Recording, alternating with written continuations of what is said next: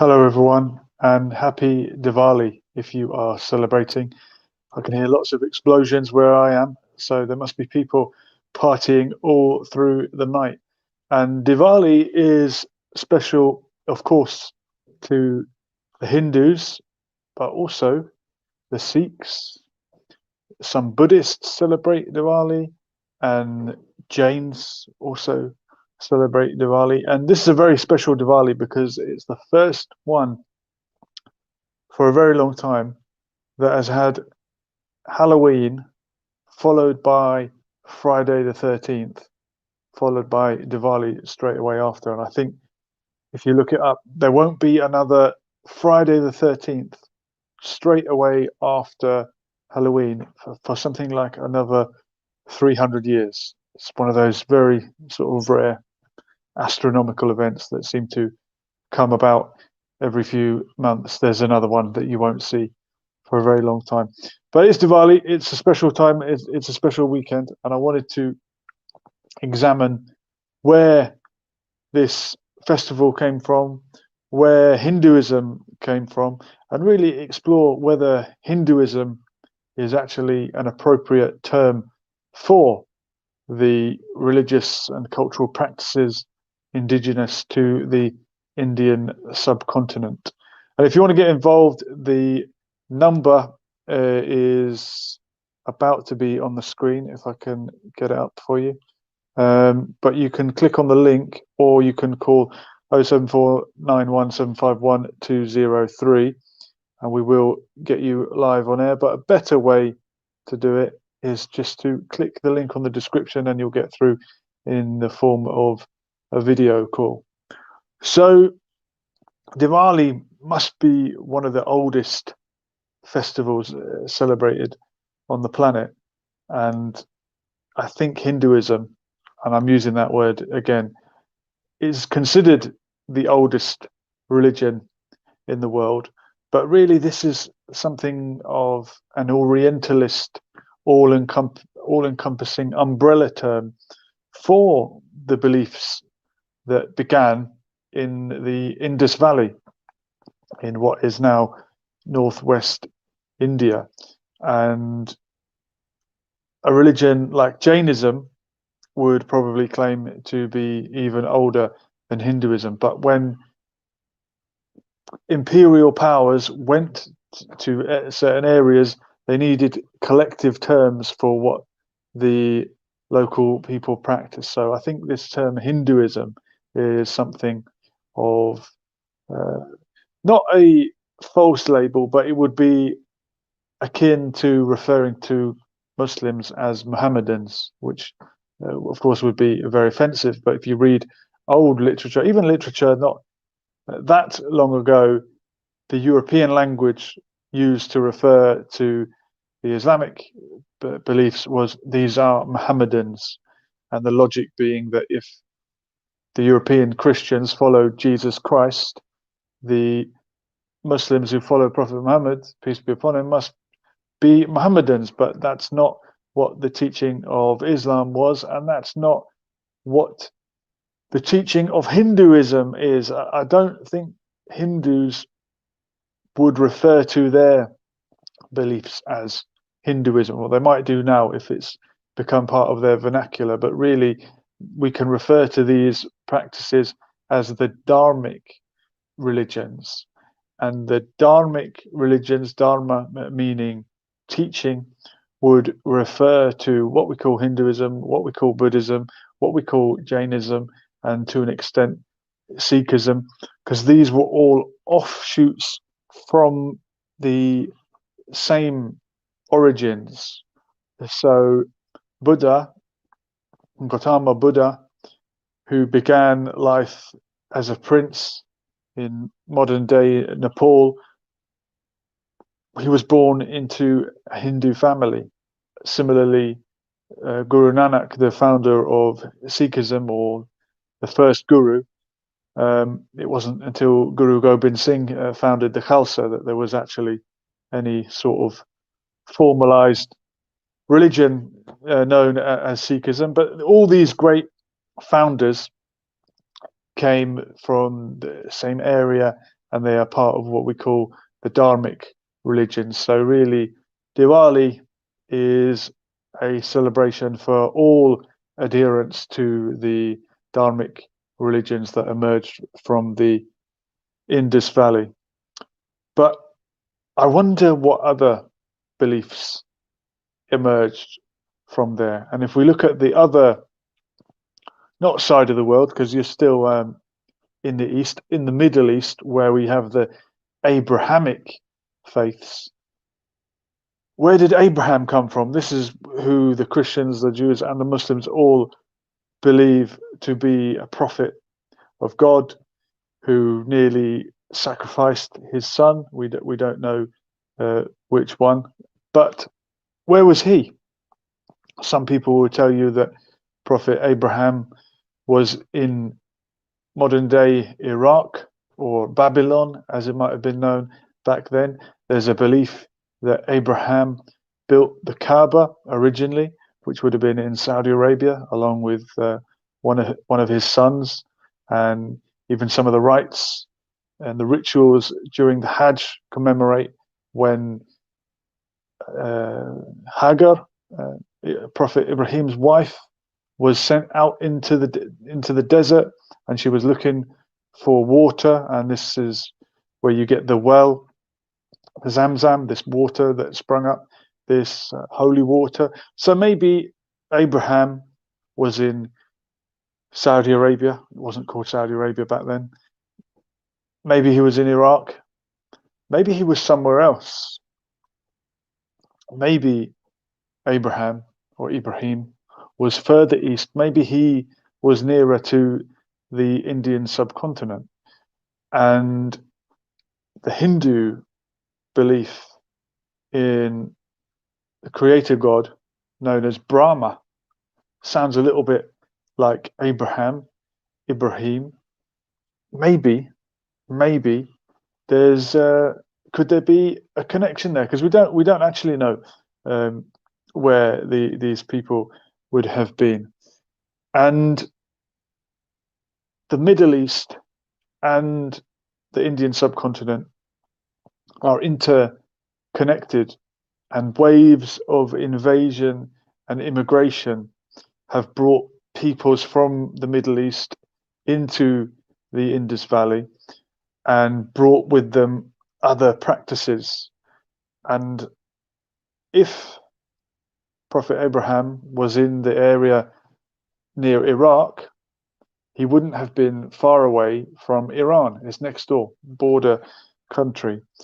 And we are told it was the Aryans who originated in Iran, that's what the name means, who invaded northern India and the Indian subcontinent and pushed back the native inhabitants there, the Dravidian races and people that speak Dravidian languages, pushed them down into the south, into Tamil Nadu and other areas down at the southern tip of India. And these Aryans dominated the northern part, brought with them the Zoroastrian religion.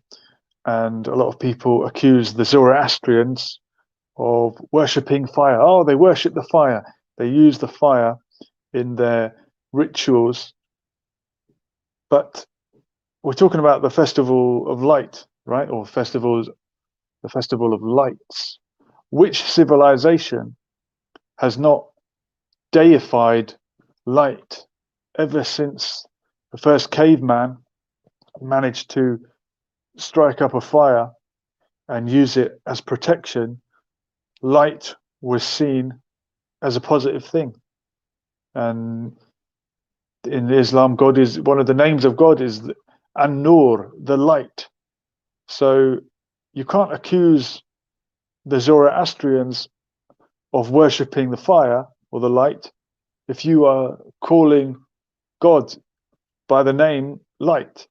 So I think it's very easy to look at someone else's religion, someone else's practice, and observe it through your own lens with your own biases and say, well, these people are committing shirk or whatever you want to call it, blasphemy. But really, it's another form of looking for and worshipping that greater power. So I can imagine that the festival of light, the festival of lights, is just a way of worshipping that energy that manifested itself in the form of fire and was a protector to our early ancestors who lived in the cave and needed to hide from the dark. And this is where you get dark and light. Move into the light, move away from the dark. The dark represents danger and the light represents the safety. So I'm sure that the Zoroastrians, who we're told worship the fire, coming into northern India, bringing with them the Zoroastrian faith, and the remnants of it are still there till this day.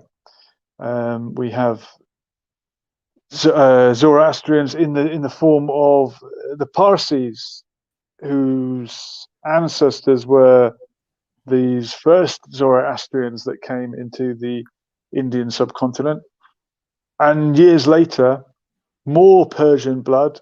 And we've just had some Persian blood enter the live stream, luckily, but more Persian blood drifted across towards the Indus Valley when the Mughal Empire again conquered the Indian subcontinent. So you've had a drifting of cultures from the West into the Indian subcontinent, and I'm sure it was an exchange back and forth, and the polytheists that were present in Mecca around the time of the Prophet would have been practicing something that would have looked like and seemed very similar to Hinduism, I'm sure.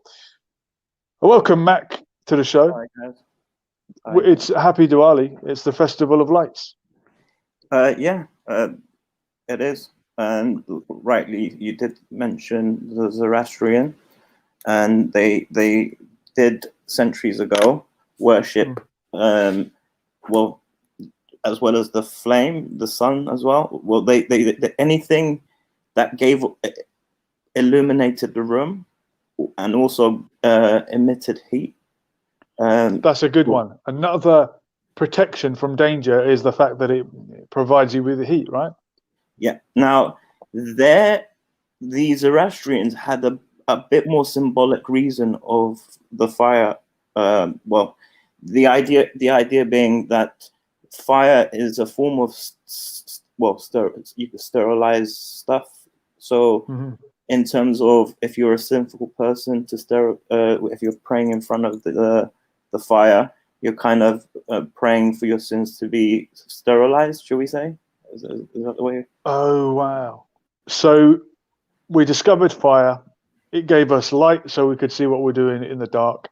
It gave us warmth so we don't die of hypothermia. You cook your food on it, so people must have understood that it's destroying salmonella and all the other bacteria that can make you ill. Now we're going to get into your favorite subject, the jinn. Oh, now they are a form of a light. Okay, that's a good point. Jinn are made of light, right? They are. The way it's described, because the concept of light wasn't really. I mean, what I mean by that, I mean the understanding of light wasn't there, and we didn't have electricity. So the idea was that the only thing that they could compare it to, they couldn't say exactly light. I mean, moonlight, they used to say sunlight, but yeah, that's the only lights that they knew of. There were no other, apart from the fire as well. That's the only so they didn't have no bulbs or anything like that. So you couldn't use a metaphor for anything apart from of the sun. And it keeps you safe, and all our life force is from the sun, isn't it? That's amazing. But here we go. We're going to flip it on its head now. Light is seen as good and the protector, and we seek safety with it, and we use it to defend ourselves. Light also represents truthhood, whereas dark is falsehood. Well, yeah. It's 0 hours. You could say, sorry, it's my. You could say, the way that religion describes light says that light comes into a dark room and reveals the truth. Meaning, if we reverse it now, if you go into a bright room, you can never darken it unless you darken it from the actual, whether it's the bulb or the sun. But you can't really go into a dark room and take shadow with you and darken the room. Whereas you can go into a dark room, take a light with you, and then you'll lighten the room, if that makes sense. In other words, darkness doesn't exist. It is just the absence of light. Exactly. You can't have so it's not a case of opposite dark, because we have this sort of balancing act, and yin and yang. But if darkness is just the absence of light, it doesn't exist then, does it? I know that Zoroastrianism is a very dualistic religion. Yeah. They believe in the equally good, equally bad, right? Ahura Mazda. Ahura Mazda is a good god, and obviously there's the evil god as well. But the way that it's described, again in the Quran or religion, is God has given us day and obviously night to try and. But this is I see more in the Quran that they kind of use that metaphor as in the truth and as in falsehood. But I mean, you can say to light is more to do with being enlightened, to be in the light, to be in the know, to have an understanding. Whereas if you're in the dark, you're in the unknown. Great. So being enlightened means you have certain knowledge. You are illuminated with light. The Illuminati were seeking this knowledge. And in the Bible, the snake tempts Eve to eat the fruit, and the fruit is going to give her the knowledge, the tree of knowledge.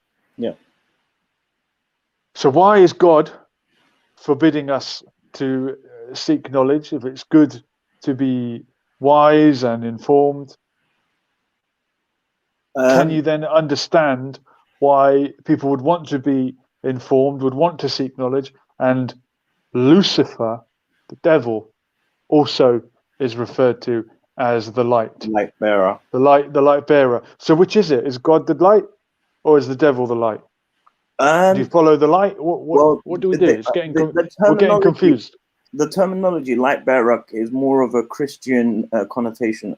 You could say it was from the Christian teachings, because Satan is a fallen angel, which comes from well. Then again, in Islam they say the same as well. But the terminology. But he's not an angel, Islamically. No, he's not. He's a jinn, obviously. But whereas the Christian faith they say that because he was the fallen angel. Hence, although if you quote certain verses out of context, which some people like to do, it looks like Satan is being portrayed as an angel. When it says they all prostrated apart from Iblis, it's referring to the fact that the angels prostrated to Adam, and Iblis did not. All of creation. Okay, there you go. They all prostrated apart from Iblis. And I'm guessing the name Iblis is interchangeable with Shaitan, but Iblis would be the equivalent of Diablo, maybe, the Greek. Yes, yeah, probably. And Shaitan, obviously Satan. Where is Lucifer coming from? The light bearer. Is this to do with lucid? What does it mean? I'm going to Google it while you give me your interpretation. It's Lucifer. I think it comes from Lucy. I mean, I think it's to be light. It's to do with light. Yeah. Latin, lux, luce is light. Yeah. For bearing. Old English from the Latin, light bearing, is by association son of the morning. It can also be son of the morning. Oh, son of the morning. Yes. Oh, yes. That's a very. I forgot about that one. Son of the morning. Now, the morning star. Do you know which star is? No. Well, it's not a star. It's a planet. There's a star that's known as the morning. There's a planet that's known as the morning star. Which is it? Oh, the planet that is the morning star. Is that? I believe they refer to Mercury as the morning star because you can sometimes see it early in the morning. So a lot of these spiritual names and characteristics actually have what's the word? Cosmological meanings. For example, and we said it before, Saturday refers to Saturn, being the seventh day of the week and the seventh planet. Lucifer is the name of various mythological. In the, I mean, before the Greeks, if they wanted to, there wasn't actually they didn't have a month called December, so the alignments of the planets and the stars would have done that for them. I've got it here. Lucifer is the name of various mythological and religious figures associated with the planet. This is Venus. Did I say Mercury? Yeah, you said Mercury. But it's very easy to get the two mixed up. Men are from Mars. Venus. So it's Venus. If sometimes early in the morning you see a very bright, it's actually a planet, not a star, in the sky, what you are seeing is the planet Venus. This was referred to as Lucifer. Lucifer was interpreted to be Satan in the Bible. So involved a fall from heaven to earth. Venus mythology surrounding these figures often involved a fall, something that fell from heaven to earth. Translated in the King James Version as the proper name Lucifer, led to a Christian tradition of applying the name Lucifer and its associated stories of a fall from heaven to Satan. So this word Lucifer is not from the Bible. Just to answer Triple T, you switch off you can turn off the light. Oh, you darken the room. Yeah, you turn off the light. Yeah, he loves a pedantic answer, that guy. So yeah, it's a tradition to attribute that name to Satan, but really the names given in the Bible are Satan and the devil. As the name for the devil is the morning more common. Star, Lucifer, morning star. Is the rendering of the Hebrew word Halal. Halal. So Halal is in Isaiah in the King James Version, and it means light bringing. So okay, how do we reconcile religions that believe in celebrating the festival of lights like we've got this evening? I can hear the fireworks going off in the distance, and Islam referring to God as Nur or light, and the light of all lights. Equally the light of all lights. Yeah, Nur. And even the Christians referring to Jesus as the light, the truth, and the light. Have these monotheistic religions been tricked into Satanism? Here's a good book for you. Let's have a little look at that. We'll look at that later on. Do you think, is there some mistake going on here? Is light evil or not?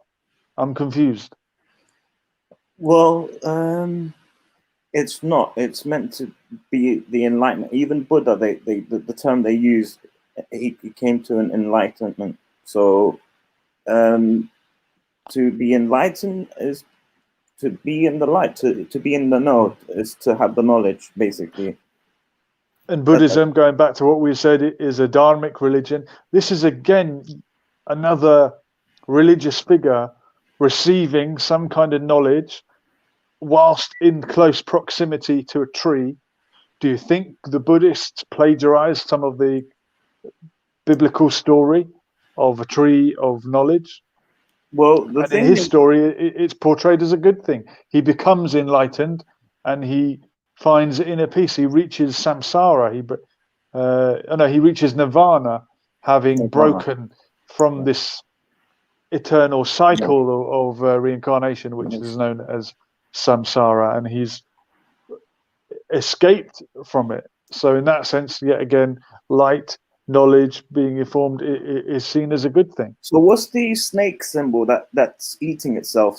Isn't that So called the obra sombre? Ouroboros, I think, is the symbol of a snake eating itself. Yeah. Isn't that the reincarnation? Represents infinity. So there's a representation of infinity. But I thought 8 would also do the same as well. They used to draw on the 8 as a sign. Oh yes, so the number 8 does a figure of 8 can represent infinity. I wonder if I've got any representations of infinity. It's a great book, Mac. The Magic and the Supernatural. I am gonna have to lend it to you. Is there a book of rituals? It is a book of. Can you just answer me one thing? Yeah. The paraphernalias are candles, mirrors, bowls of water, right? You need to sit in a dark room with. I've got you a candle. The snake right there. If you can see it. Oh, yeah, that's it. That? That's called the. It's weird that you saw this today, and I mentioned it at the Umbra Sombra. Yeah, what's it called again? It begins with H, right? H. Umbra Sombra. Ombre song. So alchemy. This is all about alchemy. Alchemy, which was known to the Chinese, appeared in Europe from the fall of the Roman Empire, but it was really developed after AD 1000 when the Arabs initiated the lands they had conquered into the Hermetic arts. So the Arabs brought with them the idea of alchemy. Preeminently, alchemy proposed the transmutation of metals into gold. However, certain symbols which it employed belong more to a gnosis of matter, as in gnosis meaning knowledge. Agnostic is someone who doesn't know what religion they are. Gnosis is knowledge, when you know knowledge of God. Hedged that with prudence, it was necessary to avoid the thunderbolts reserved by the church for its heretics. Medieval alchemists took up again and transformed the theme of the serpent, Ouroboros. It's right there in front of me. Ouroboros, Urobobros, which has already been encountered in Egypt. So this is going back to ancient Egypt. But it could also lead to Babylon as well. But notice how we mentioned alchemy, and you asked me on the phone what it was, and that wasn't the literal translation, but I summarized it. I was like turning, So I'm a bit rusty. That's all right. But it's all up there somewhere. So in a medieval drawing where the serpent transforms itself into a salamander. Did we discuss that? I swear I didn't go research it. This was out of my own initiative that I remembered the snake, and it happened to fall on the same page as the alchemy. That's right. That's right. Isn't that weird? Look here, I know. Page 96 in the History of Magic. The serpent in a drawing from Benin, and lastly, you've got it the creation of the world. So look, this is as far afield as Africa. You've got that same. Can you see that that's a snake? You know, that looks like the Mayan calendar. It does, doesn't it? That looks. But then again, I guess Mayan calendar. most circular drawings kind of look similar. But this is a snake eating itself. The idea of infinity and why. I think that might be a calendar. Well, wouldn't the year? Wouldn't that also represent the year? Like the snake? You count the images around it if you can. Oh, I'll count them. Wait, it's right from the top. 1, 2, 3, 4, 5, 6, 7, 8, 9, 10, 11, 12. No, there's about 15 images around there. I don't think it's a calendar, Mac. No. Good try. It's good. It's not right. But why does ancient Egypt keep coming up when people are seeking this knowledge, this enlightenment, whatever it was that Eve was tempted with by a snake, with the tree of knowledge in the Garden of Eden? People that have pursued this knowledge, and they're portrayed as Satanists. I don't know why we get that common association, but the Illuminati, who are people that want the knowledge, and we call it the black arts, don't we? Or the dark arts. There's this idea that yes, this stuff exists, but you shouldn't dabble in it. And the people that have a curiosity for it seem to be obsessed with ancient Egypt and the pyramid, which is a triangular shape, and you know the rest. You know about the circle of life, Julian? The circle of life. Yeah, I've heard the song. Okay, it's okay. It's the true alchemists had a vision of the world which made them humble and set them apart. Besides the Egyptian and Greek influences transmitted by the Arabs, there is no doubt that they followed the teachings of the Kabbalah, as is shown by this engraving, which represents the grand symbol of Solomon. I'll tell you why alchemy, I told you it goes back to Solomon, but I'll tell you why alchemy was very big in Egypt times. They needed the right chemicals to mummify the bodies. Oh, is that right? Is that why they were seeking that knowledge? Dabbing in alchemy, yeah. So when the Arabs had their enlightenment during the European Dark Ages, when the Arabs were translating all the Greek philosophers and learning from ancient Egypt as well, and because they controlled all that region, meanwhile Europe was regressing backwards. Renaissance. Do you think? Yeah, until the Renaissance, the rebirth. Do you think that there was exchanges of knowledge as far as the Indian subcontinent and these Dharmic faiths and religions? I know there was later when the Mughals got there, but there must have been some exchange. And right in the middle, were always intrigued in knowledge. There you go. You've got the Persians right in the middle.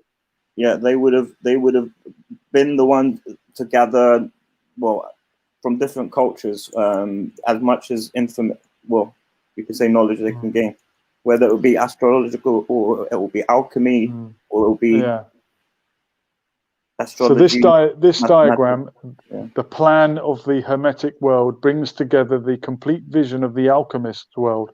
Here is visible beyond the divine world, and you've got the center circle, which is exactly the circle of the great work, half on high and half below. That looks like a calendar. Yet again, it's one of these circles. To me, that does look like half a year. One represents the seasons, and then the other is the other. Like one's the cold season, one's the hot season. Yeah. Okay. So we've got winter. Yeah. So is it a factor then that Diwali is celebrated in winter? So is it always November? Are they a solar calendar year, the Hindus? I believe so. I believe so. In the freezing cold, you'd want to warm yourself up, wouldn't you? Yeah. Similarly, Halloween is celebrated in the northern hemisphere in winter, and Christmas is something to get us through the cold winter. According to the alchemist, the world is not completely separate from its creator, since it possesses a living soul. The anima Mundi. Now, Isn't it Gaia? The Gaia, Mother well, this Nature. is living soul. This is saying anima mundi. Mundi sounds like monde, sounds like the world. La monde en français. Monday. Parlez-vous. And then you've got Monday, yes. So does Monday refer to the monde, the world, or is it moon? Are we talking about the moon here? It could, well, they did used to, I mean, again, they used to look up at the stars at night. So they used to revolve the world, the days, maybe with the astrological, well, the star linings and how the stars used to line up and how the sun. So I do believe astrology played a big part in the olden days when they never used to have calendar. Wow. This spirit of the world is a remnant of the ancient notion of the mother goddess and the cult of the goddess, the ancient goddess, whose name sounds like an organization from Syria and Iraq, but we won't say it because of the algorithm. But that's a ancient Egyptian goddess. Oh, we might get banned if we show too much people Why in don't you just say the angel of death in Iranian? Okay, there you go. There's another way of saying it. An illustration typical of the image which the magicians, for whom science could not fail to obey, the serpent. So they thought that science has to obey the serpent. There's the serpent, which is a type of a snake. So why is science obeying the serpent if religion tells you not to obey the serpent? Is science knowledge? I mean, science means knowledge, right? Well, ology. The Dettol sign is the snake going around the plus, isn't it? The Dettol sign. That's right. And medicine, the sign for medicine is the snake. Yeah. So I think Cardosis, I think believe, is the symbol. If I'm not mistaken, some venoms possibly could be used for medicinal uses. Yeah. So 7 figures in the upper part of the illustration show successfully 1 Mercury holding a cadosis. So that tiny, you're hardly going to see it, but that guy's holding an image. Yeah. And he's got a snake in his hand. So cadosis, which is a medical symbol now. Well, Indian flute isn't Indian flute thingies cobra rate. They play the flute and the cobra comes out of a basket as well in Indian tradition. Snake charming. There you go.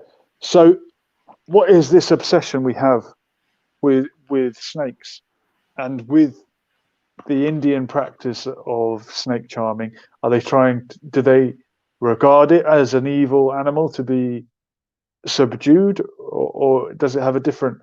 It's certainly dangerous. I mean, you can understand why people associated snakes with evil. They're dangerous, aren't they?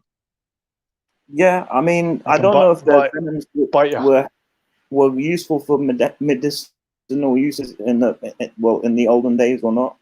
But I don't know. Maybe they used to use it for weaponize it even, because I mean, I don't know.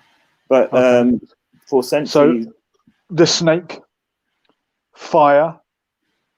What else? These are all things that can be dangerous, but you could weaponize them to protect you. Yeah. There you go. Dark and light, yin and yang. Are we getting somewhere here? Here's an image. The alchemists believed that the philosopher's stone, great book about Harry Potter, also had curative and tonic properties. You're getting into medicine now. Represented it as a fertilizing liquid drinkable gold or elixir of life, which made plants grow, develop and bear fruit in a few hours. There's your light and dark, yin the sun and yang. Yeah, see the moon at the top and the sun in the middle. Yeah. If you've just joined us, we're reviewing the magic and the supernatural. There's the front cover. Don't get scared now. Don't run out of the room. We're not doing any kind of Ouija board. And we're not tonight associating Diwali to this as well, by the way. No, we're not. But I just think it's fascinating that many cultures have things in common and worship light Just or to add, regard God as light. Or if I'm not mistaken, yeah, well, I think Zoroastrianism was the root religion of Hinduism and all these. do you think so?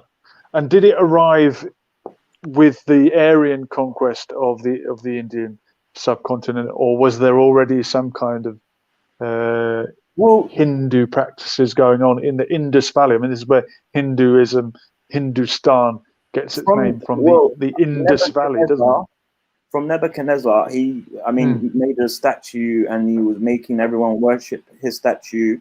But Nebuchadnezzar was in Iraq, right? Babylon. This was before Babylon, modern day Iraq. So then the pharaohs had their what do you call it, pyramids with their mummified bodies. But for me, it just seems history is it's just repeating itself, but just culturally different ways. Now, they are worshipping, for example, even in Mecca, where the Kaaba is born, there was 360, I think 360 idols or something like that around the Kaaba. So even before, like, you can say in most aspects of life where the four planes had existed, I mean, what do you mean by four planes? Before people, like before Columbus's trip, they thought that they'd never been to the Americans. Whereas they thought that certain symbologies that were found in Egypt would never be found in the American. Like they've been into caves in America and they found these. So like even for example the Aztecs, or there are similar symbologies as the Egyptians, but as far as we know it to be, that the Egyptians or never traveled that far. It was Christopher Columbus that made discovered the Americas. So for the Mayans to have, so this my point was that if culturally, if God since Babylon had divided the nations into different languages, and then they went to all four corners of the earth, and there still happened to pop up statues of this and that, different deities, it's deviation from the original path, which is the path of whether it be the enlightened one, should we say.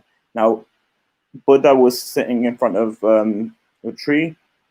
Zoroaster was in front of a fire, for example. But they both reached the state of enlightenment, if that makes sense. Yeah.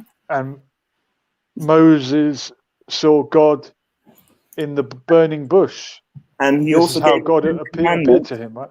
But then some people would then argue the point that if the second commandment is not to worship an idol, why do some people worship, for example, the statue of Jesus or Mary, even, or they but again, it depends on the religions and whether or not if there have been that much deviation from the original understanding. So dark and light, male and female, is often represented. We've actually got here the famous conjunction of opposites was not symbolized only by the union of the sun and the moon, Sunday and Monday. The sun is followed by the moon, but you've got the male and female, and you mean the moon's followed by the sun? The moon. If the moon's followed by the sun, how come? So Sunday. Yeah, Monday. Sunday's first. That's why you go to. Yeah. That means the sun is followed by the moon. Yeah. So the moon comes first, after. Yeah. But check this one out. Never mind non-binary. Wow. That's a man and a woman. That looks like. Is that angel? Or is that this? Oh, is that for? Yeah, Is that the androgen, or the hermaphrodite? hermaphrodite, symbolically watches over the beginning and the end of every process concerned with magic and initiation. So you've got dark and light, you've got black and white, and you've got male and female. Hermaphrodite. And the alchemists were strongly impregnated with eroticism, but were rarely inclined to give an important place to carnal lovemaking. However, from time to time, they agreed to regard coitus as a manifestation of the union of opposites. So, I guess a man and a woman getting together is the joining of opposites, the good and the. I don't know which is the good and the bad. Oh, so when they when they copulate or coitus. And we've got white rose and red rose. The conjunction imagined by the alchemists often took forms of great delicacy, like those of the red rose and the white rose, both of which are variants on the theme of the king and the queen.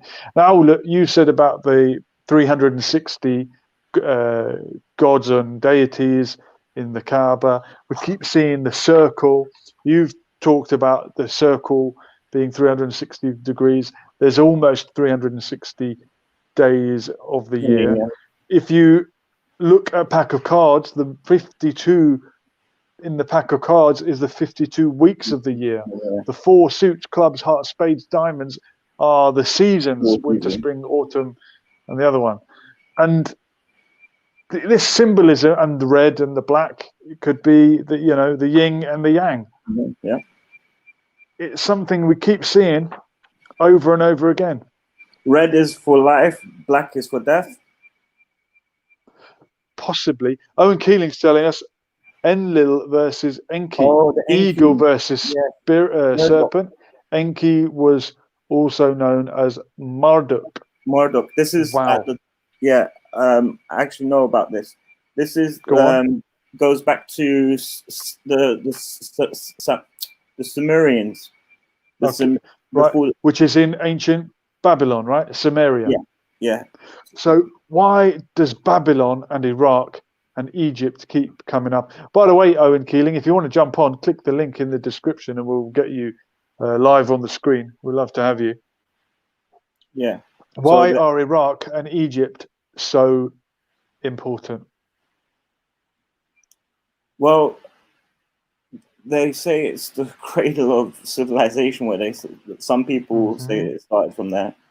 Dunya. Yeah, but I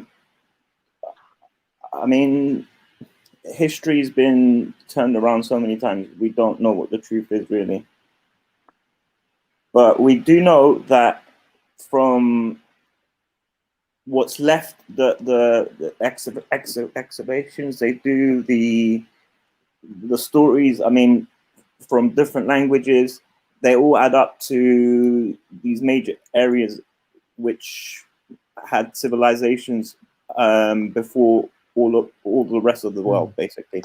And Iraq, yes, being one of the major places that from time to time comes up a lot in history. And in the Bible, this is described as the Holy Land, right? Everything from the River Nile in Egypt to the Euphrates in Iraq. I mean, it doesn't get much greater than that. There's two more rivers that is mentioned in Genesis, where it says that Adam and Eve, and it leads from Euphrates, and it's the river of Pison, Pison, and Gihon. Do you remember me telling you about these two rivers? Yes, these might be two alternative interpretations of what the two rivers are. Those are the two rivers that flow, you can say, into the Garden of Eden, or from the Garden of Eden. So from that, sorry, go on. Were you going to say something? No, go on. Yeah, so from that, the Euphrates, when we look, if we can follow it's in the Genesis. I gotta dig it up and send you the link. But yeah, that's where it gives us a better indication on where and when and how long ago life or civilization existed, because we don't see the Gion or the Pison anymore. So you got to go. Have they dried up? Have they?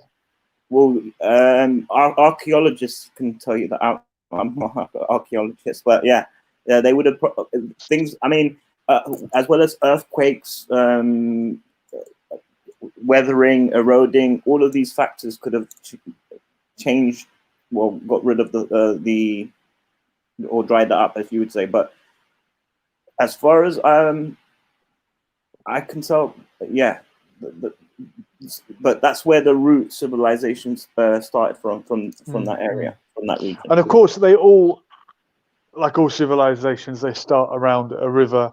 The Indus Valley is where what we call Hinduism began, and that's what we started talking about this evening, because it's Diwali for the Hindus and others. Happy Diwali once again. What do you know about the Babylonian epic of Gilgamesh, Mac? I knew he was. It was a nightclub in Camden. I don't know if it's still going. Gilgamesh was basically a king. He was a very big king, and he could take on beasts as big as lion. Gilgamesh. Well, it says the Epic of Gilgamesh, the most ancient known to us, includes the first series of dreams with their interpretation that has been handed down to us by history. The dreams are those of Gilgamesh or of Enkidu, his friend, and they tell us the story of the hero's adventures in search of the herb that brings immortality.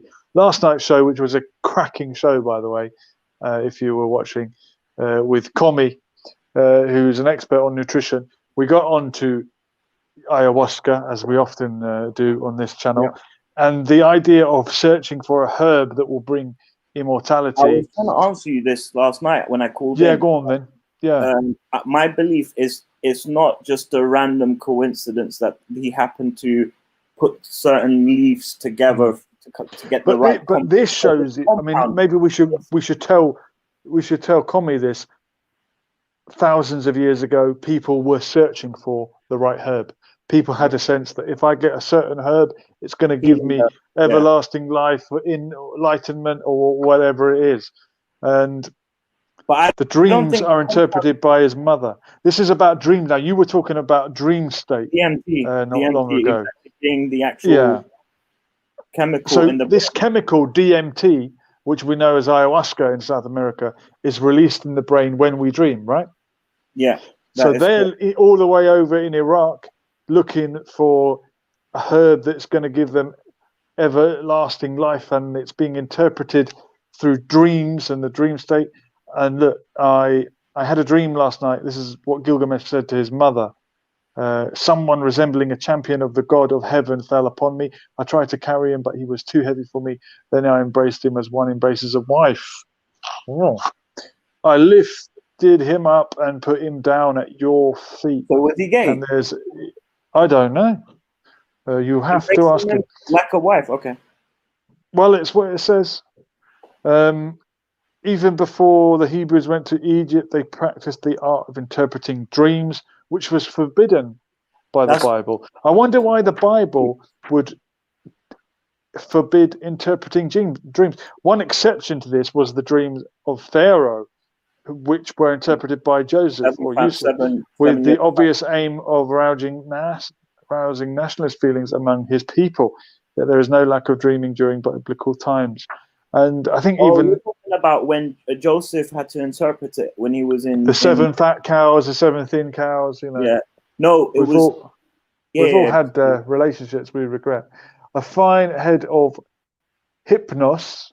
This is where hypnosis comes from. This is would it be a Greek god standing by his twin brother Thantos? So hypnos is sleep, hypnos, the god of sleep, and his brother Thanatos, death. So sleep and death are related, and the gods are brothers in the Greek tradition. And even I think Muslims would say when you die, when you sleep, your soul goes away, and if God puts it back, you are only sleeping. If it leaves never to return, then you are dead. So it is. So yeah, hypnosis. They're quite similar, and even in those times, they used to think they're quite similar. Yeah. The legend of Buddha contains mentions of dreams similar to those which occur in the Bible. This is history repeating itself again and again. If they're brothers, does this mean if you die, you will be dreaming?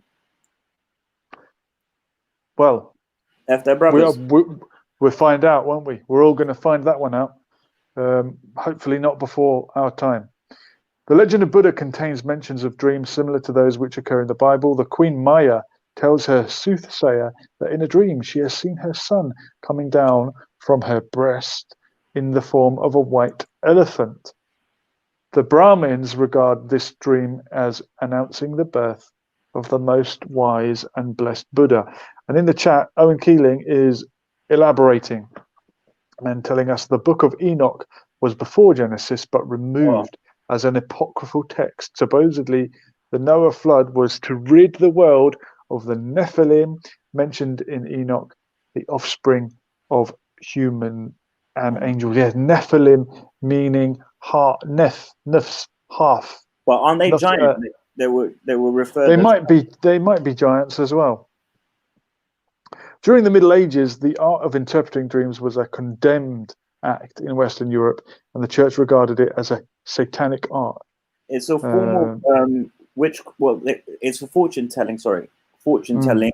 They would have assumed, and possessing such a power, would you be a witch to be able to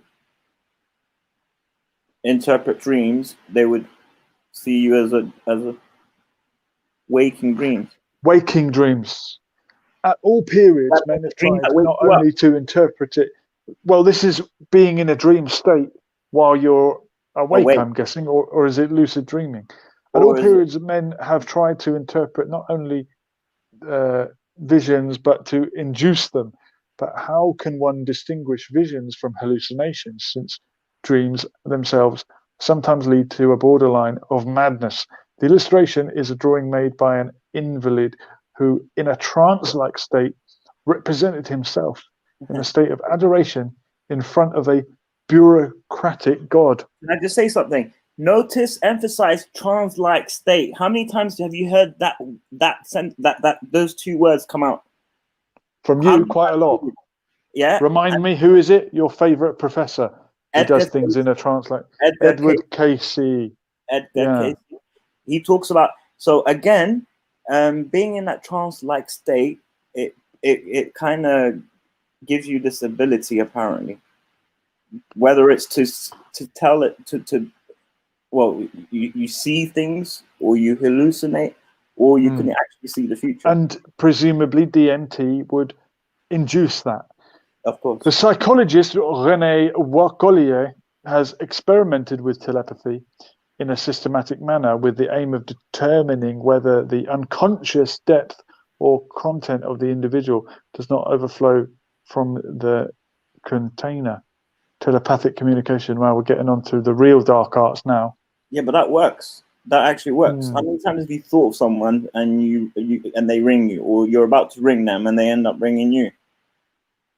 Well, Craig, who we had on previously on this show, believed that he'd had some kind of telepathic experience using an app that he downloaded, and it leads you to a random location in the woods. But we'll have to get him on to talk about that. Owen Keeling is saying, are prayer and meditation one and the same thing? For me, you cannot do one without the other. One man's prayer might be another man's meditation. I've got no problem with that. I think often these practices have got different names, got different meanings, but they are from the same root.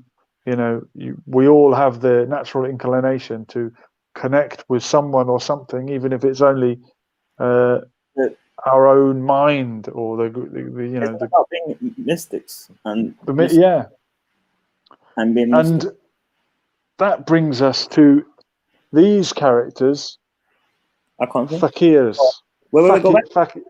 Fakirs. Oh, fakir. Now, which fakir is to think. Fek. Yatafakirun, the thinking ones. I would imagine that's where this word comes from. And these are, again, you were talking about the snake charmers in India.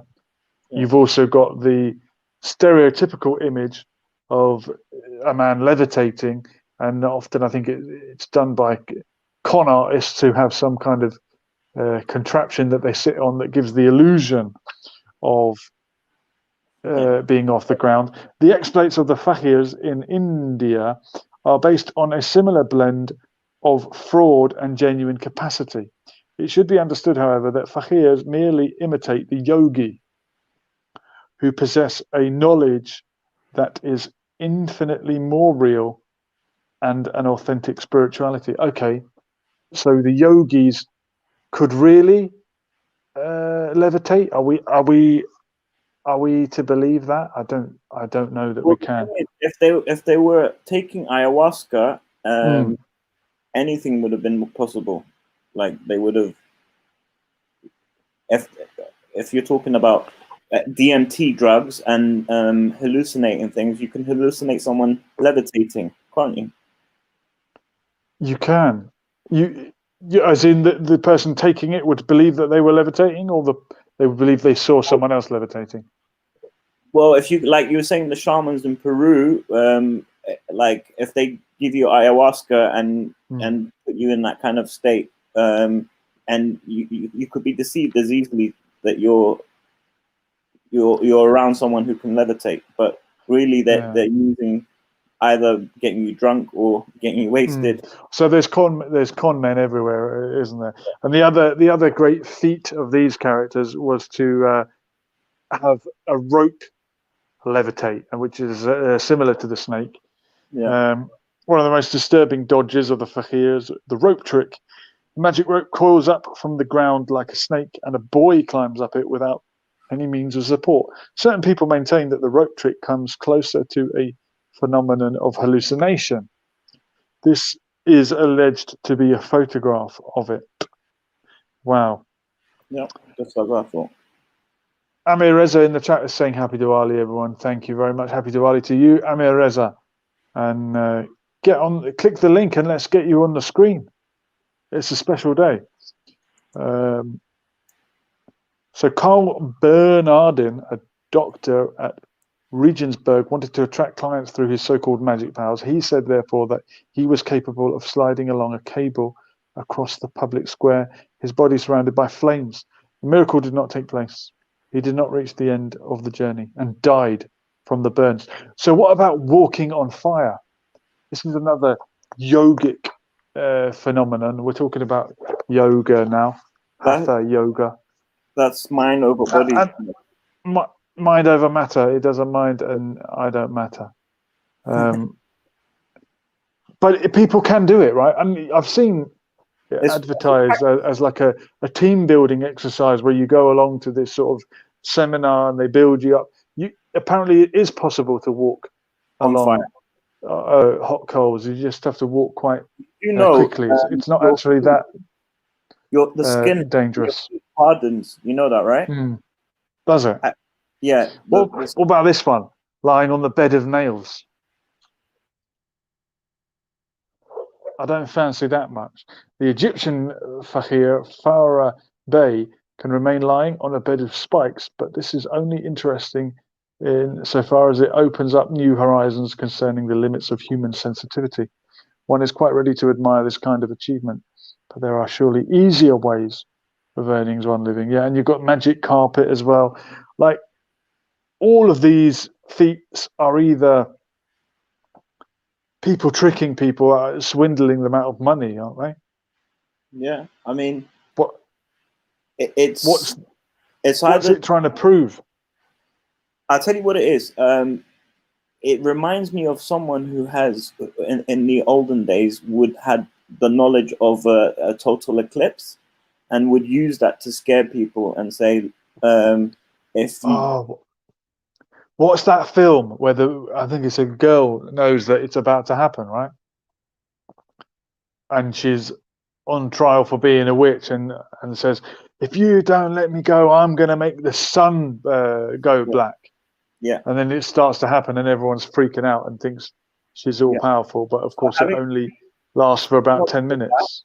Or having knowledge and how would you get knowledge of that? How? By studying the celestial bodies, by being an astrologist, secret that your ancestors have passed down to you. Astronomer. Yeah, it's a secret that your ancestors have passed down to you, so you can always be in charge of the reins. Like you always be one step ahead of.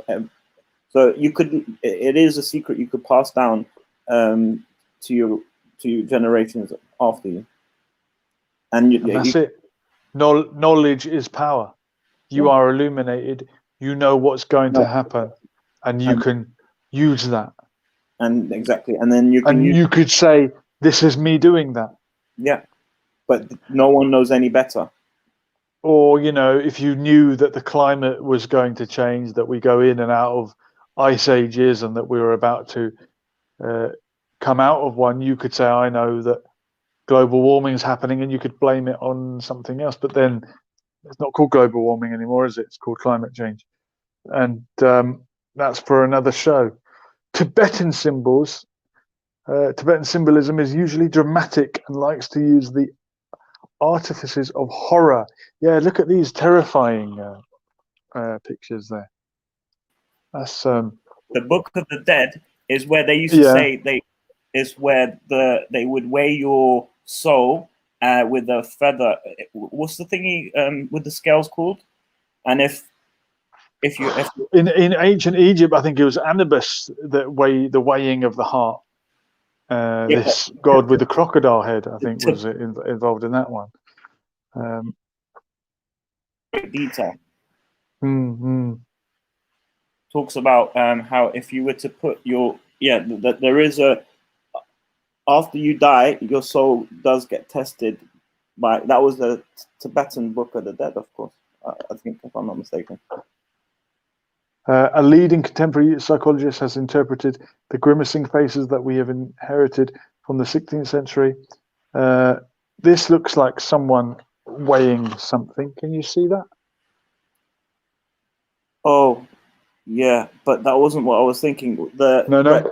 Yeah, but what is that thing called where it's like a scale? Well, this looks like a scale here.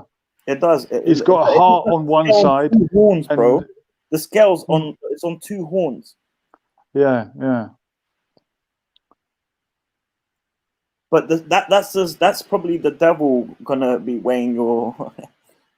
If you're going into the underworld, then I guess that though.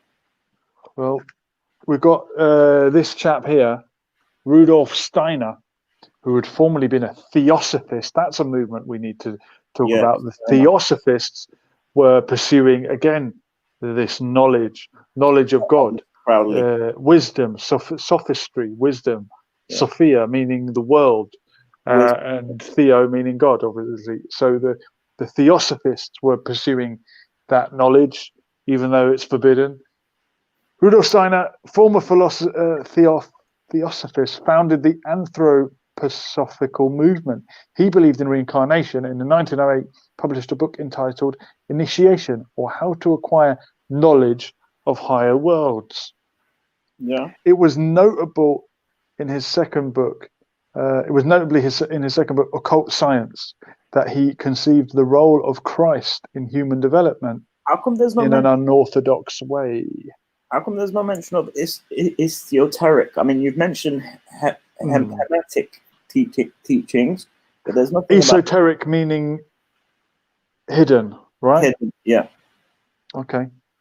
Well, bear with us. In the West, at the end of the 19th century, theosophy was proposed to achieve a synthesis between Eastern and Western thought. Madame H.P. Blavatsky, who founded the society in the United States, became famous through a little book entitled The Goddess Unveiled.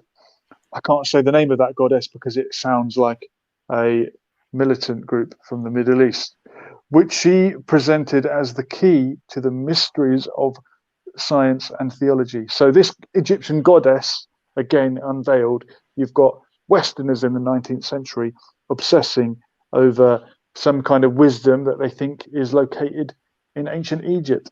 Annie Besant in 1907 succeeded Blavatsky at the head of the Theosophical movement in accordance with the Theosophical doctrine, which believes that a series of great instructors appear in the world whenever they are needed. So these people are being regarded as prophets, aren't they?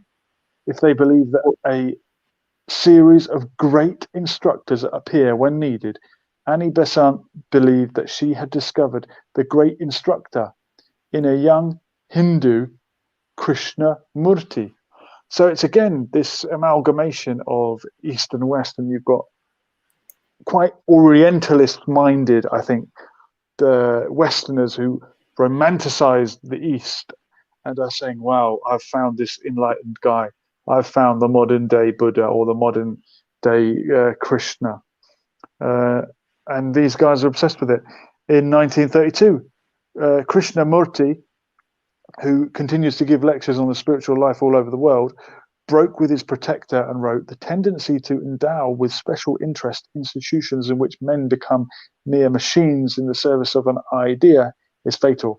Anyone who accepts this state of affairs loses his integrity as a result, and the love of man is destroyed." So this Indian chap carried on the mantle of theosophy, it seems. Owen Keeling's telling us lots of theosophy stuff to do with Saint Germain, the mystery patriot. Okay, they've got lots of people that they admire. Oh, this is going to freak you out. Have a look at that picture. Well, Goat's head. the Baphomet. That's Mac on holiday last year. Baphomet. Magicians, particularly those in the West, like to call up the devil. Hello? Isn't that Baphomet? Especially where they are concerned with black magic or sorcery. Those who practice black magic like to believe that the earthly form assumed willingly by the devil is that of the goat, greatest of all time.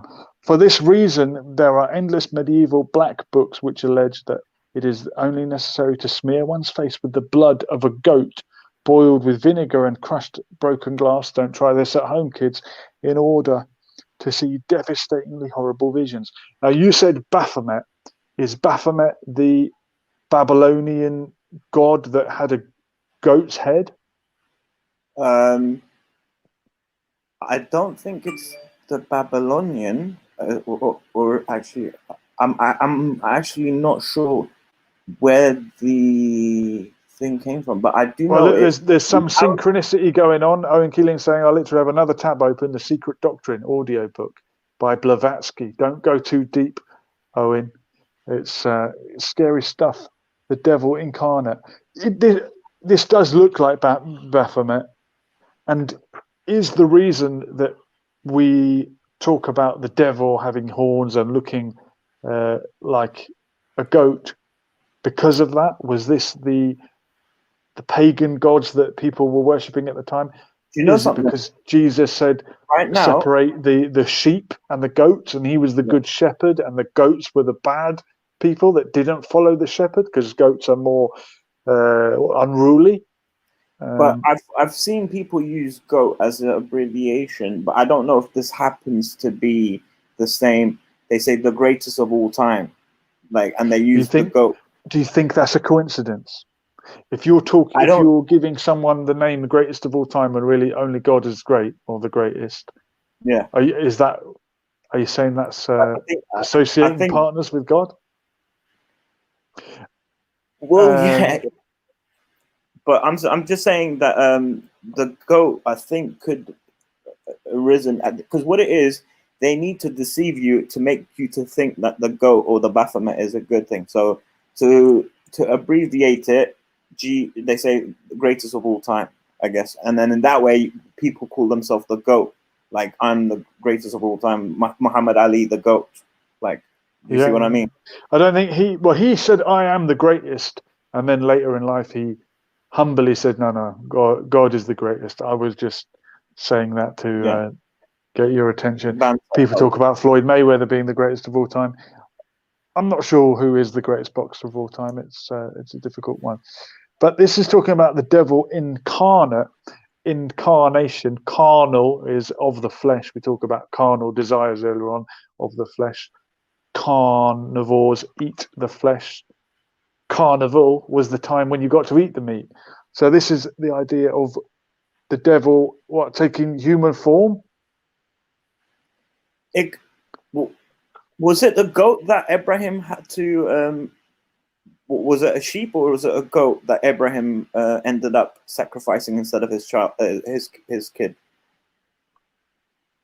Answer in the comments, please. What was sacrificed in the place of his child by the prophet Abraham? Was it? Might have been a camel, was it? I think it might have been a she-camel, but I could be wrong. For many civilizations, demons are nothing more than the souls of criminals, of newborn babies or women who died in childbirth, or even of men who died in duels. That's to say, of anyone who died in a death disapproved of by the prejudiced moral outlook of society. All right, so we got demons. This is an Oriental demon. What do you make of that one, Matt? That looks a bit like the Ahura Mazda at the top there. Looks like it does. It does. This is from Owen Keeling. If Christianity didn't eradicate paganism from Europe, the modern UK religion would be identical to Hinduism. Like you said earlier, how Samhain or Halloween and all the light and fire festivals fall on this equinox. And Asmil Muzamil is saying that it was a ram. Okay, so it was a sheep then. And he did ask earlier on, is Diwali a pagan festival? Well, it depends what you mean by pagan. And we talk about paganism as being earth religions. Isn't ram considered a goat? Wait. A ram is a male sheep, as I understand it. But it's got, male sheep have that. Curly horns. Goat has straight horns or slightly curved. Really? Ram has it. Female sheep don't have it. No, I believe the rams have it so that they can ram into each other when they rut.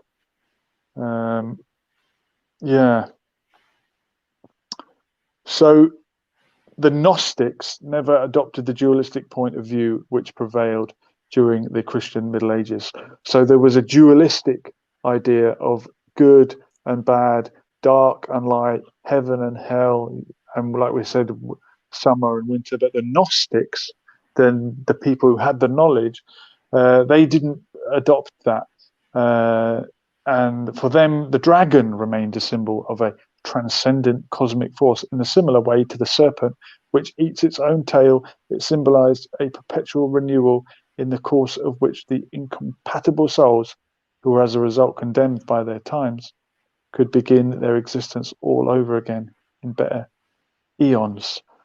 So why have we got this recurring theme of the snake, the dragon, and if you believe our friend David, reptilian shapeshifters, people. The serpent, really, isn't it? It's the dragon will fall under the serpent. The dragon falls under the serpent. And of course, the Chinese love a good dragon, don't they? Yeah. The other thing is, that's part of their culture. I think a Sassanid dragon, which seems close to the Ouroboros imagery, so dear to the Egyptians. Now, Mac, you can tell me who the Sassanids were. Well, the Sassanids were Iranians, but the Persians. And that's a Sassanid dragon. Yeah.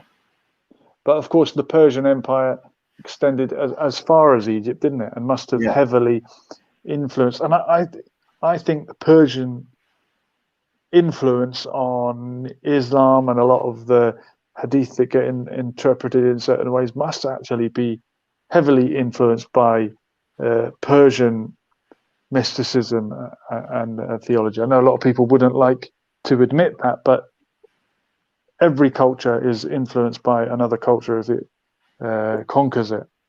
Yes, of course.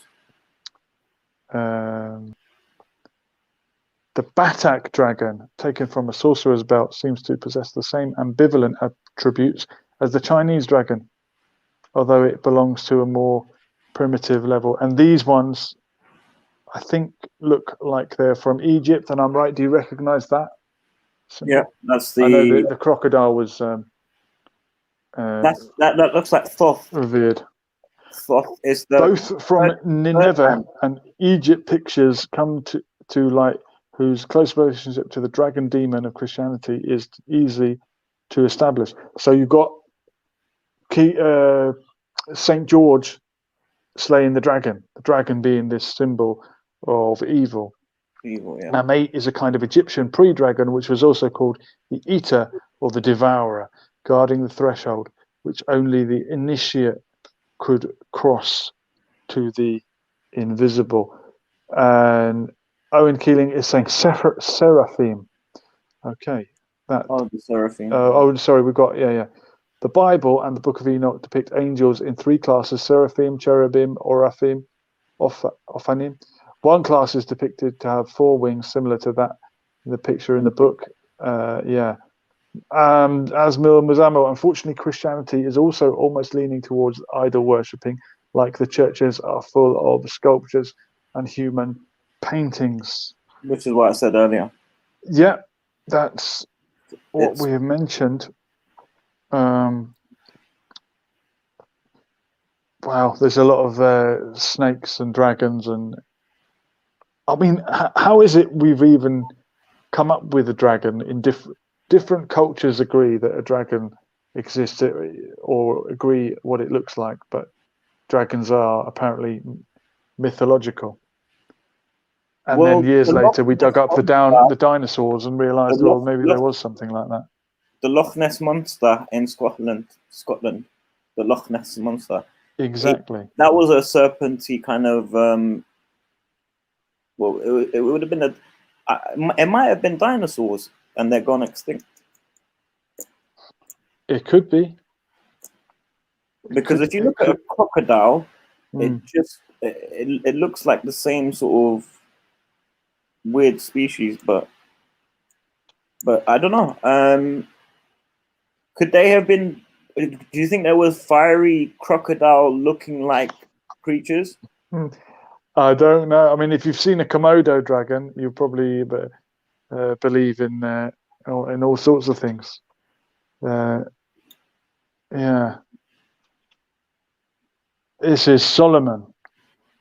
It always goes to Solomon, and that's because he gathered all the knowledges and all the what again worshipping, and he locked up all the ordered them to lock up all the different rituals, the pagan rituals, and this is how he controlled the spirits, shall we say, through these rituals and these practices. And he was ordered to bury it in deep within the holy city, as we call it. And when they did go into the holy city, the Crusaders, is when they found that. But this is where the Illuminati could be doing some of these rituals or practices that you see in the book. Wow. And we've got a question. Asmul Mazama saying, how about minotaurs, centaurs, and the phoenix? Yeah, the phoenix is this bird that's and the coming out of the flames, apparently. And gargoyles. And Owen said that unicorn might be a misunderstood rhino. I think there is some type of gazelle that, if you look at it side on, looks like it's got one horn. There's enough incredible beasts in nature. We don't really have to invent another one. I've got your best friend. Incubus, succubus. You know about these? The incubus, succubus. What are they? Succubus is it's a woman that can seduce you, is it not? Asleep. Okay. And then what happens? And the incubus is the male version of it. Right.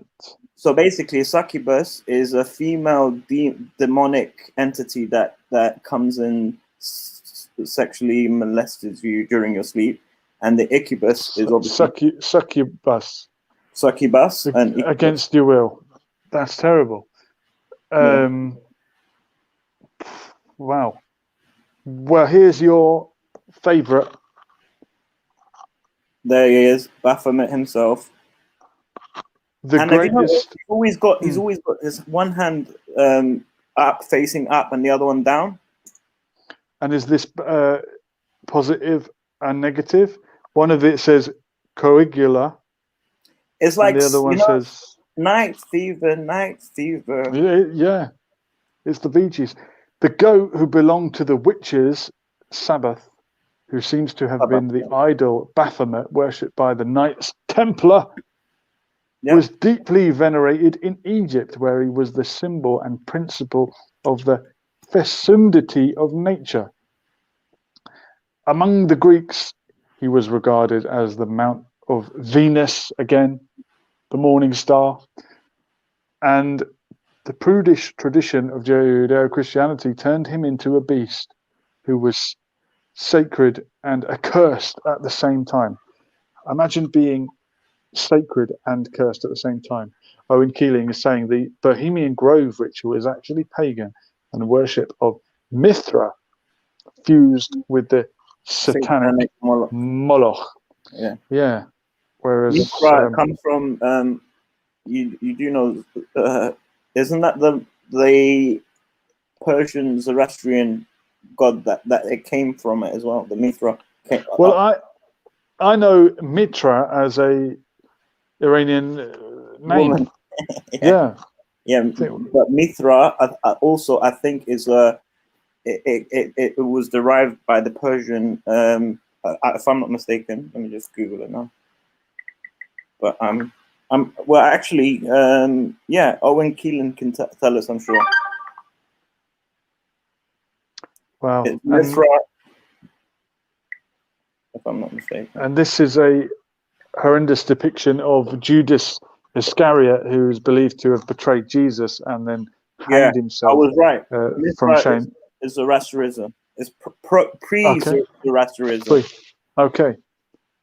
Wow. So, I had a good idea of it. Yeah, You've got a lot of knowledge up there, Mac. How long have you been looking into this stuff, and how deep have you gone, and why did you do it?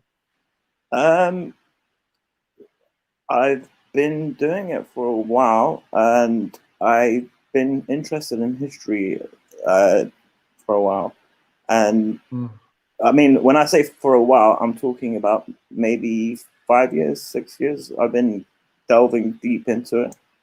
But the Aleister Crowley, I'd been following him and the Solomon's Knights Templar from a decade ago.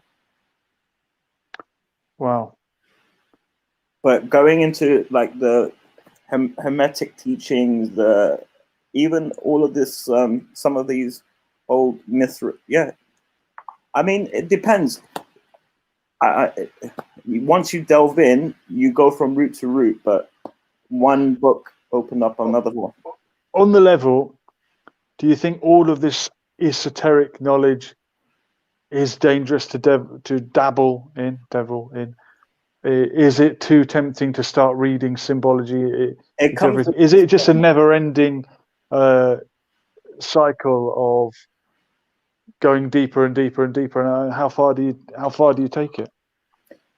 Well, you can only go to some extent, because there's only to some extent in history that we can go up to, and that we can only go up to, for example, Gilgamesh or Marduk, or anything prior to that. Even if there is, we wouldn't be able to translate it. But Asmo has got a good question. How about Norse mythology? We said Sunday is the sun, followed by Monday the moon. I know that Thursday is Thor's day, the Norse god of thunder. Yeah, but that's like Greek gods that they don't really have. But is Norse mythology then linked? It must be in there somewhere. I'll have a look and see if I find any in the book. The Flemish painter, we're getting further. Right? Yeah, Norse is the Vikings, the Danes, the Swedes, and the Norwegians, obviously. Owen Keeling saying it was corrupted by the satanic, but the origins of Bohemian Grove weren't evil per se until Mithraism, which was a Roman mystery school. Okay. Was it? Well, Mithra sounds Persian to me. But I just Googled it and I'm sure it said, yeah, Mithraism, the worship of Mithra, the Iranian god of sun, justice, and contract and war in pre-Zoroastrian Iran, known as the Mithra in the Roman Empire during the third century. But yeah, okay. it was a religion that predated Zoroastrianism. So I guess, wait a minute, Cyrus the Great would have been a myth in dabbling in Mithraism. Did he predate Zoroaster? Yes, I think he did. Yeah, because he was in Daniel. Daniel was in Babylon. Babylon was. So if you remember, that was when Nebuchadnezzar and Cyrus the Great took down Nebuchadnezzar. So Cyrus was the hero that took down Nebuchadnezzar, or Nebuchadnezzar, as he's known. And freed them to the Holy Land to fill the third temple. Second temple. Well, yeah, second temple. The third one's being built as we speak. Yeah. Owen Keeling is explaining that he is talking about a cult that started much later. Okay, and maybe the Romans dabbled in something that they found from the Persians. There's been a lot of borrowing back and forth, as we've said.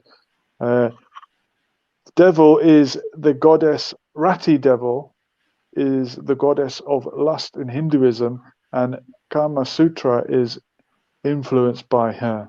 Goodness. Yeah, there is a lot of very erotic imagery that seems to the Western eye kind of out of place in a holy book, but maybe Hindus have a different concept of understanding creation and procreation and regarding it as something holy, unlike the West, where they're very sort of prudish, and women were even sort of regarded as unclean. And why is it that Jesus is portrayed as someone who never married, and Mary Magdalene, who might have been his wife, is portrayed as the sinner, and we get what that implies. And then you get this monasticism and celibacy in the priesthood, certainly in the Catholic Church, where the man of God wouldn't even entertain the idea of marrying a woman. He's meant to be married to the church. But that kind of, it didn't really work, did it? So why does, in the book, they mention about the Whore of Babylon at the end of the book and the times? What were they referring to the Whore of Babylon to be? In the book of Revelation, I think there's this vision. Is it St. John has a vision of the end times, and there's horrendous things going on, and you've got the mark of the beast and 666 and all the rest of it. There is a character that emerges known as the Whore of Babylon, as some kind of the creature with the 7 heads, with the 7. Right? And he says, then I saw another beast coming out, and he had I don't know why it's particularly significant, but the Renaissance apparently saw the appearance of delightful female demons equipped with horns, which did not make them less attractive. Further, they did not seem in any way disconcerted at finding themselves right in the midst of an assembly of an assembly consecrated to Saint Anthony and Saint Paul the Hermit. So these attractive ladies are actually evil. Succubus, they're called. There you go. And they were tempting, I think, Saint Anthony. Tempted to what? I don't know. Tempted to Touch, probably. Great song. Tempted No, to no, touch. no, no, no, no. Do you think the Trojan War really happened? Is this with the That's a Trojan horse? question for you. Yeah, beware of Greeks bearing gifts. Do I think it really happened? I think that there could be a truth to that story, but whether it was a wooden horse, maybe. I mean, I don't know, but it could be a symbology for a decoy, a decoy kind of maneuver, a military decoy maneuver. I mean, this is the some of these ancient stories, whether it's in the Bible or Greek mythology or whatever it is, as a priest once told me when I asked him, is the story of Genesis literally true? And he said, no, it's much truer than that. You can be truer than literally true. You can have a meaning that can transcend time and that can have many layered meanings. How many meanings does each verse of the Quran have? Is it 70, something like that? You can be truer than literally true, and we obsess over literalism and what does God look like? What does he? How tall is he? How big are his hands? And this is known as trying to give God a form, which is it called mujassama, when you give God a physical form, which is almost like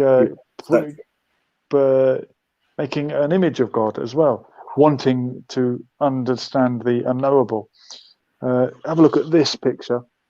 I don't know if you can make out what's going on there.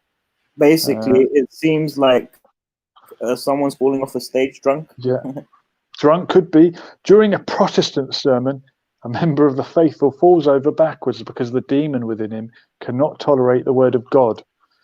Today, we would tend to regard this as a symptom of epilepsy or an indication of some neuropathological disorder.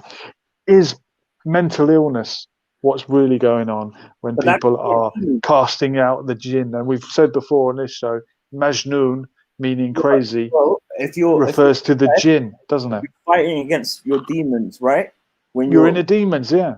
You're in a demons. But is it a metaphor for literally whatever? You're in a demons. Is this the greater jihad, the jihad and nafs, fighting against yourself, the ego? Is that the demon? That would is be. That what we're talking about here? No. Well, yeah. Again, it could be. Yeah, you're right. Yeah, you're right. It is ego. But ego comes in. Then it comes in different forms.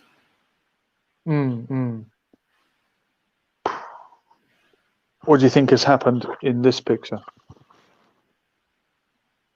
Those look like angels that have been fallen. Fallen angels, people making snow angels in the street. The tragic incident among these nuns in Luden, less tragic than it might seem, for the suppressed sexuality played a large part in it, gave the Polish director Kowalero the subject for his film Mother Joan of the Angels, from which we reproduce here 2 scenes of exorcism. Father Surin, one of the actors in the drama, admitted naively that one day the demons cast a spell through which the mother prioress became different from what she normally was for 8 days, and her face shone with rare beauty. So you can get possessed and start to become good looking. Then another day the demon assumed my appearance, entered the parlour, and speaking in a soft voice which had some resemblance to mine, attempted to lead the same mother's prioress into temptation. The Ursuline nuns, like stricken birds, exorcised the evil. So that's someone getting exorcised, an exorcism. They must have all fallen on the floor. And this priest is saying, it wasn't me that tried to tempt the nun into, what did he refer to it as?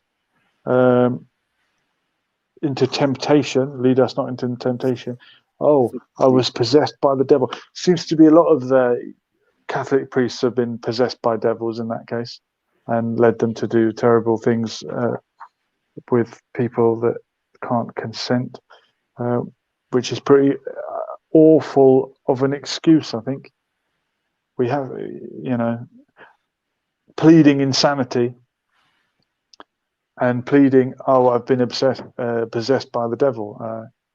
I think we can do better than that, can't we? Witch hunts. Oh, is that no? Yeah, nowadays nobody would take seriously this demon describing his powers to a poor man who looks thoroughly frightened. As a demon, I preside over the loaves of mortals. You will die on the day that your daughter gets married. That's what this guy is being told. That reminds me of the scene in Back to the Future where Marty McFly speaks to his dad and has to convince him that he's who did he say he is? Darth Vader. I'm not sure if you've seen that film, but it's a great scene. Again? Sorry, no, just the picture there looks like a scene from Back to the Future when Marty travels back in time and tells his dad, "I'm Darth Vader." And what does he say? Yeah, and then he says, "I'm your density." What's his mum called? I can't remember. Laura, is it Laura? Marty, it's like I'm kissing my brother. Great film. Owen Keeling, demonic possession is rare, very real. Most of the time, mental illness is misconstrued for it. So you're telling me it does happen, Owen? Rare, but it does happen. I mean, it's only got to happen once, hasn't it? And that's bad enough. Well, to be honest, demonic possession, I mean, I would say this day and age, listening to a song, it kind of mesmerizes you for a kind of a minute. Whether you're watching a film, you could get mesmerized as well. You could, yeah. I think you think music could be a modern version of possession. Well, it's the gateway drug to it. I'd say a gateway drug, like it opens the doors to. I mean, first you're listening to innocent music, then you'll be listening to. Like there are some sinful music, like heavy metal. I don't care what anyone says. I do believe that is the devil's music. Death metal. No, heavy metal.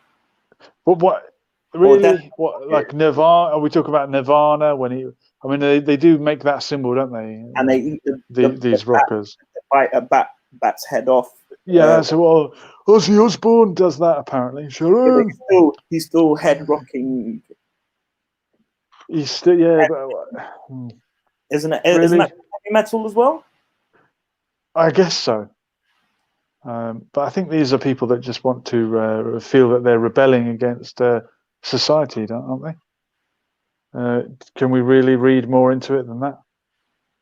Well, there's Tupac who called himself an outcast, who sang "Dear Mama," and he was going against rebelling. Should we say that's rebelling? That's the true sense of rebellion, because he's still giving a positive message out, but at the same time he was rebelling because he was being oppressed. Dear Mama, even though I act crazy, I gotta thank the Lord that you made me. Yeah, that's real. That's real poetry, man. Taking me back to the good old days when I used to live in the hood. Do you know, it was him that made me realize there's no love like mum's love. That's right, man. Tupac, I think, could speak to anybody, whether you grew up in the ghetto or anywhere else. For someone to be possessed, their vessel needs to be emptied and their soul elsewhere. NPCs. What's an NPC? Is that a national car park? Oh, that's NCP. Non-person character. This is the meme. I do know what NPCs are, but I would like someone else to elaborate on what it means. It's a meme of a sort of a grey, generic picture of someone who's just sort of following the crowd. Is it going with with the mainstream media. Maybe Owen can elaborate on that. But Mac, you've really pulled out the bag tonight, mate. I appreciate it. No, it was testing because some of the knowledge I had from pre-hand. It was all in there somewhere. It's just a bit rusty, and you were helping me recover the memory again. When I'm done with this book, I'm going to lend it to you. It's a real page turner. Well, we're going to, because we've talked about music, we'll play a little burst of it. Don't want the copyright. This has been Lessons for Life, and we'll do it all again soon. We were here, and we are gone. Latest. Can we talk? Yes, we can.